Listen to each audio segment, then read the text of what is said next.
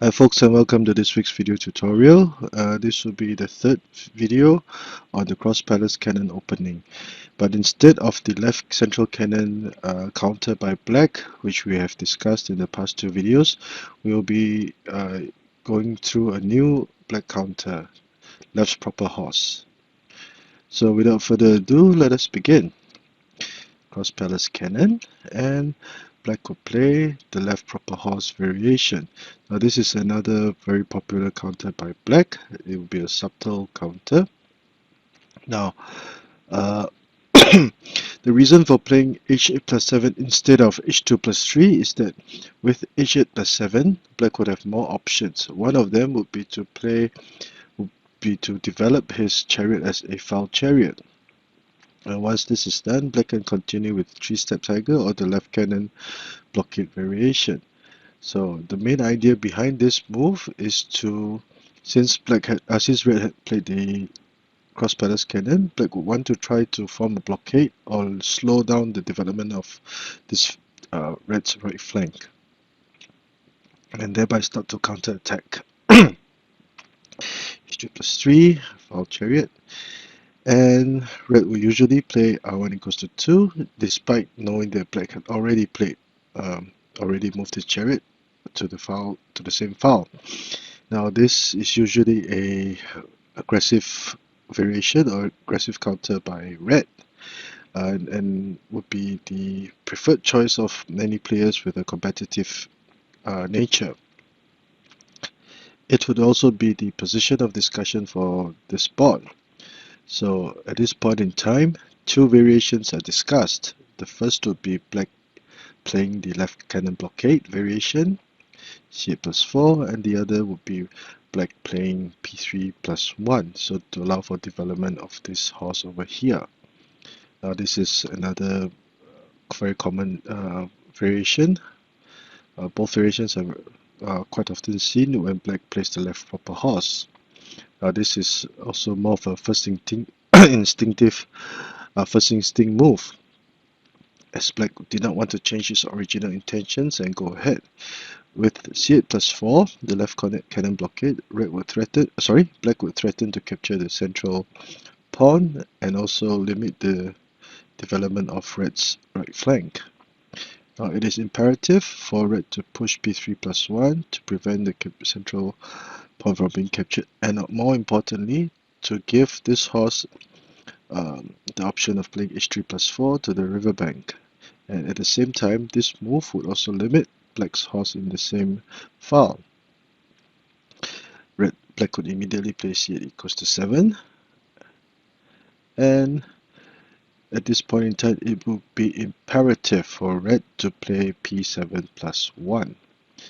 e3 plus 5 is not a good idea because after trading material, black would now go for the central cannon and start to attack from the central file. Black will have more than enough firepower to put up a fight, and red will still need some time to try to develop his left flank. So e3 plus 5 is not a good idea. c2 equals to 5. Black immediately counters with a central cannon, h8 plus 7. Now red advances his horse as a proper horse to speed up the development of his left flank, which has been a major issue, as can be seen from the previous two videos. It would also entice black to attack from the center. This is a predetermined tactical combination. Black would usually continue with r1 plus 1, and this would be a contest of speed. This is a step-fast counter. Now, accepting or trading chariots at this point would not be a good idea, because if, let's say, black did fall into red's trap,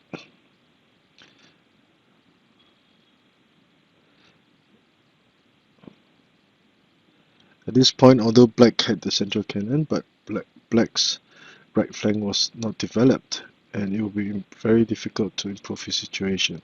In comparison, although red had given up the central pawn, all his major pieces would now have moved, and red would command the initiative. Now this is quite an interesting concept in opening theory. R1 plus 1, R9 equals to 8. Again, red still entices black to capture the central pawn. Still giving up the central pawn, but at this point in time, black will move his cannon to the 8th file. Now he cannot play c7 plus 1, or else red would immediately choose to to trade material by capturing the advisor. This cannon will now be threatening to capture the horse and the cannon. So if black played, let's for example, if black played this, red would deliver a check, for example, and gain material. So red will enjoy huge advantage. And if, say, red captured after trading pawns, the chariot will now still be threatening the horse, and red will be prepared to play p3 plus 1 to attack. And the possibility of capturing the central pawn will now not be present, so red will enjoy a huge advantage. So that is why black cannot play p7 plus 1, c7 plus 1, sorry. So now red would change his formation. Since black had moved the cannon, there's nothing to protect this horse anymore. Black would, and to prevent p3 plus 1, black will counter aggressively by charging his central pawn forward, hoping to develop his horse from the central file. Consolidating the central file, and it will be an even situation for both colors. So this would be variation A. Now in variation B, black will play p7 plus 1 instead of going for the cannon blockade. Since black did not push the blockade, red will push his chariot to the riverbank. The 3-step tiger to offer a trade of material, which of course red will usually decline. Now with this move, red will try to maintain a complicated situation on the board, and he will have many possibilities or options to attack later on.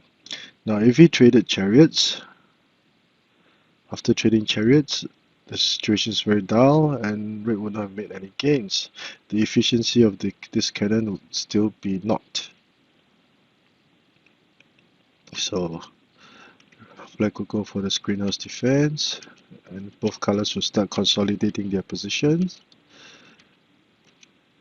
and it will be a standoff for both colors. So it will be too early to determine who would have the advantage, but this is quite a slow-paced situation on the board now. So a short recap as black. Over here, c2 equals to 6, left proper horse, black chooses the foul chariot, red does not back down and does the same. Variation A, c8 plus 4 for the left cannon blockade. Now this is p3 plus 1, block, and red will play p7 plus 1, which is, according to the authors, imperative. Central cannon. Now red keeps enticing black to trade chariots and capture the central pawn.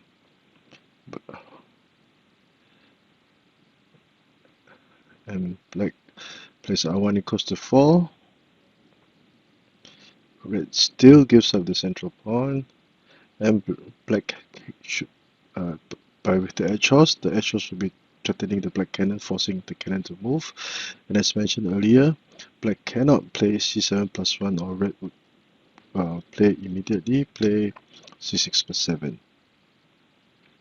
And after a few Red would now switch his defensive formation. Red attacks from the central file to prevent p3+1. Consolidation. And it will be an even situation for both colors. Variation B, p3+1. Red would patrol the riverbank with his chariot. 3-step tiger to trade chariots. And black would not want to trade chariots and keep the situation as complicated as possible. If he did, it will be a dull situation. And red, usually as red will try to find some ways of increasing his advantage. So h2 plus 3, after consolidating their position, it will become a standoff. So each variation would have its own advantage, and depending on the player's preferences, he could choose a variation that he liked.